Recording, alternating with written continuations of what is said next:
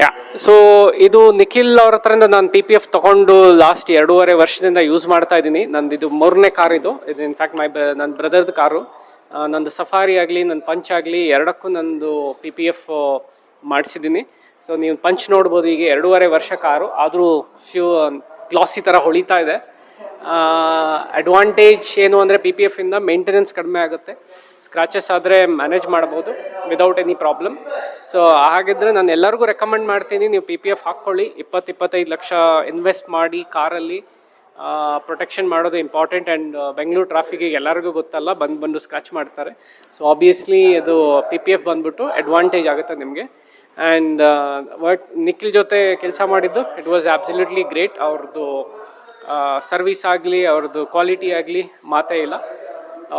I would recommend everybody to ಈಗ ರೀಸೆಂಟಾಗಿ ನನ್ನ ತಮ್ಮ ಸೆರೆಸ್ ತೊಗೊಂಡಿದ್ದಾರೆ.